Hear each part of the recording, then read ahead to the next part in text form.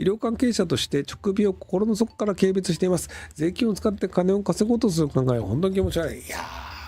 直接美容整形系に行く人を直美というのでリハックでもあったんですけど、お医者さんってなるまでに大学に対する補助金とかでいろいろお金かかってるので、いきなり美容整形に行ってしまうってなると、そこの医療行為とか人の命を救うとか病気を治すとかに行ってくれると思って税金を作ってたのに、いきなり美容整形かよっていうので文句が言われるというのはあるんですけど、ただ今のそのお医者さんがあまりに儲からない仕事であるっていうのもあるんですよね。医療費が高騰してるって言ってても、勤務医がめちゃくちゃ給料が高いから医療費が上がってるわけじゃなくて、勤務医の給料そんなに高くないんですよね。せいぜい年収1000万とか1500万とかで、そこでじゃあ1500万で一生懸命やったとしても、皮膚科とかだったらいいんですけど、やっぱ救急とかになっちゃうとすげえ忙しいし、睡眠もなかなか取れないしボロボロだしっていうのがあって、やっぱりその美容系に行くといけない年収300万円で救急とかもやらなくていいよねになっちゃうと、やっぱりそうなっちゃうっていうのがあって、これ逆です。医者が増えすぎたんじゃなくて、医者は足りてないんです。医者は足りてないんですけど儲かんないんですよ。なので儲かんないんで美容整形に行った方が人間的な生活ができるよねという構造になってしまっている。そうそう、命に関係ないからね。手術をする日に来てもらって手術をして、あと経過を見てればよくて、夜中にいきなり救急のその事故の人が来て失敗したら死んじゃうよねとかっていう、一生懸命治したいと思ってでも死んじゃいましたっていうのを何度もやっぱりやるのは結構辛いと思うんですよね。僕は美容整形が儲かるということ自体が問題だと思ってるので、なので美容整形の広告自体を禁止するとかの方がいいんじゃないかなと思ってます。今だと整形顔の人たちが割となんか整形グループの人たちが評価していて、僕その整形の番組、YouTube の収録番組ちょこちょこ見てますけど、やっぱね、なんかね、わかるんですよね、整形してる人。もちろんその整形してる人に整形してますよねって確認を取ったことはあるので、それは確認できるんですけど、確認できない人でも、この人多分整形してるよねっていうのも、やっぱね、なんか薄々わかるんですよね。で、プロの人たちに聞くと、すぐわかると。ナチュラルな整形してたとしても、やっぱりすぐわかるよねっていうのがあって、整形してる人にありがちなのが、正面と横、斜めの顔の違和感のギャップがでかいんですよ。整形しようとする人って、自分の正面の顔を鏡で見て、こうしたいですみたいなことを多分言っちゃってて、鏡を見てやっぱ正面で納得しちゃうんですけど、人間の顔を真正面で見ることってあんまりなくて、だいたい斜めとか横から見るんですよ。で、その時に通常こういう形にならなくねみたいな、ちょっと不自然なところとか、瞬きの仕方とか、なんかちょっとね、不自然感増えるんですよ。表情筋動かないとか、なんかね、どっかで見たことある顔になるんですよね。韓国のアイドルがみんな同じ顔になってしまうのと一緒で、あれ特徴なくねっていう、そういう顔が好きな人たちは好かれると思うんですけど、整形顔が好きな人はね。ただ、男性で整形顔が結婚相手として好きっていう人ってあんまりいないと思うんですよね。付き合うとかだったら全然ありだよねって人はいると思うんですけど、医療整形を保険の対象とすれば結婚率も上がって子供も増えて日本の経済力を回復すると思いますが、どうですか？思いません。美人と不美人というのはあくまで比率の問題で、今じゃあ4点の人が整形して10点待ってね、4点の人が6点になったら、じゃあ2点上がった、平均以上になった、だからモテるようになる、これは発生するんですよ。でもじゃあみんながみんな整形した場合、4点の人は6点なり、6点の人は8点なり、8点の人は10点なりっていうので、結果として真ん中を区切ると、今6点の人がだいたい4点ぐらいの扱いを受けるようになるんですよ。あくまで通常平均から上なのか下なのかっていう形になるので、みんなが整形をすると、整形をしてもブサイクな人がモテなくなるだけなんですよ。背が低いとかって基本どうしようもないですよね。頑張れば5センチぐらい伸びるんですけど、そもそも骨格からして顔がでかいとか、そもそも論これ整形じゃどうしようもないよねっていう顔の人がものすごい下の方に行き、多少なんとか整形で見れる形になった4点から6点ぐらいの子っていうのは、やっぱりなんか整形して無理やりやってるよねって感じになっちゃうんですよね。答えはないんですけど、ネットとかで芸能人じゃなくてインフルエンサー系で美人面してる人の、やっぱなんか目つき見てると、これいじってるよねっていう目の人の割合高いんですよね。本人確認してないので、僕のその直感の間違いな可能性あるんですけど、こっそり聞いてみたりすると、やっぱりしてるとかって話もあったりするので、割と僕これね、根拠を説明しづらいんですけど、なんかね、目つきとかがね、なんか違うんですよ。写真だけだとちょっとわからなくて、目を瞬きしてる時とかになんか違うんですよ。あとね、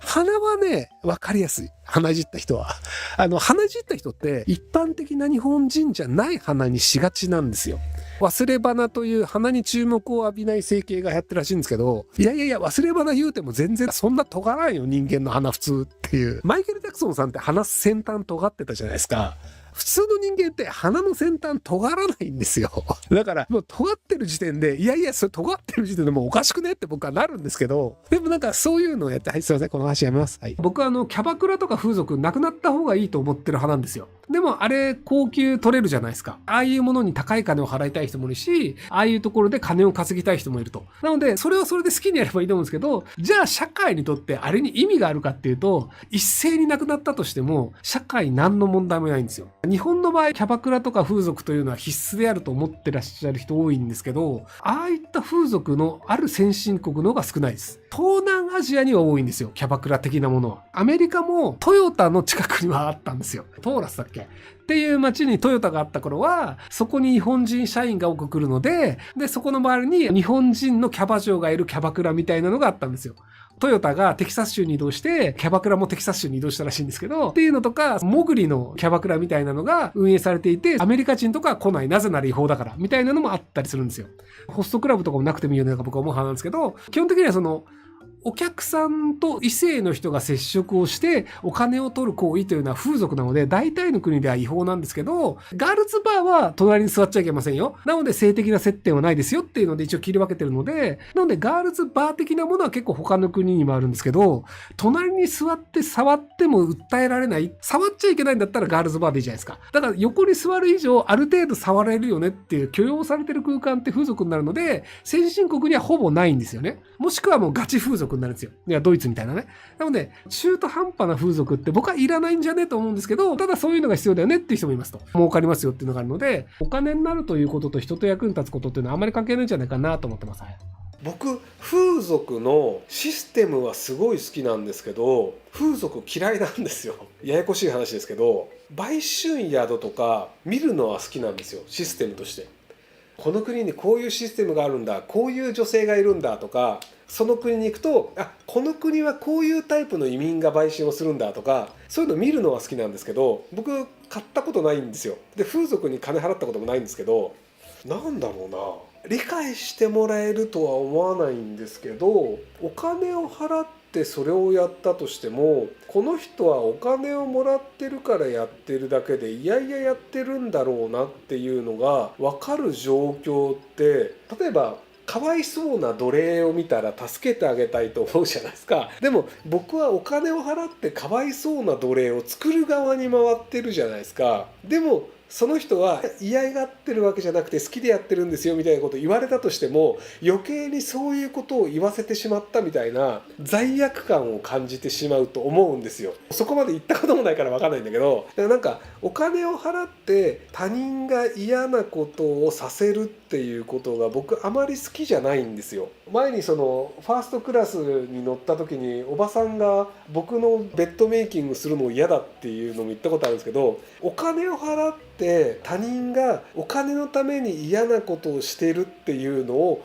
見る加害者になるのが嫌なんですよ。だから全然気にしない人がやる分には全然いいと思うんですよ。それで社会は回ってるし、で実際お金欲しくてやってる人たちだからお金もらって嬉しいと思うんですよ。ただ僕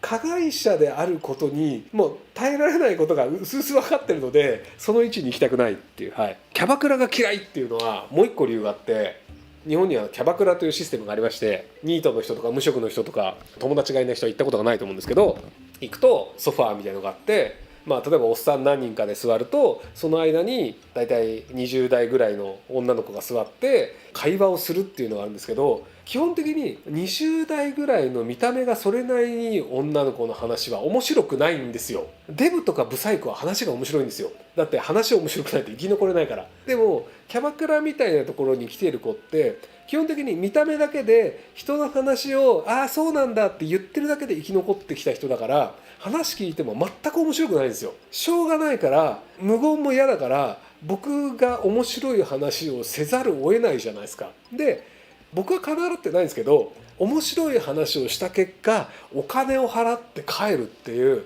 すげえ無駄な時間を過ごした感。例えば誰かと一緒に行った時って、僕はその誰かと話がしたくてその時間を作ってるんですよ。しょうもない女の人に面白い話ぐらいだったら家帰ってゲームするよって話で、時間も損してるし、相手の人にもお金を払わせてるし、その人と話をする時間も作れないので、なんかね、損した感が倍増するんだよね。なのでキャバクラ嫌いです。はい、すいません。ヘルプの子の方が話が面白い。これわかる、これわかる。たまにね、人数足りなくておばちゃんとか入ってくる時は結構ね、芸達者な人が来るんですよ。そういう人は面白い。お店の状況によって人が足りない時とかに、呼んでもいない人とかおばちゃんとかおかしな人が入ってくる時あるんだけど、でその人は自分がおかしなポジションであるというのをきちんと認識してるので、その中で自分のポジションをちゃんと取れるようなネタを出したりするんだよ。だからそういうの見てると面白い。お前キャバクラ行ってんじゃん。だから行ったことないとは言いませんよ。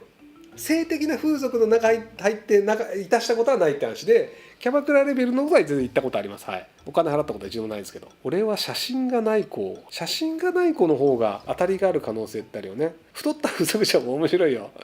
そうね。はい。ご視聴ありがとうございます。今回の動画はこちらからの切り抜きになります。ひろゆき LINE スタンプ好評発売中です。概要欄に購入リンクがあるので、そちらから購入できます。よろしくお願いします。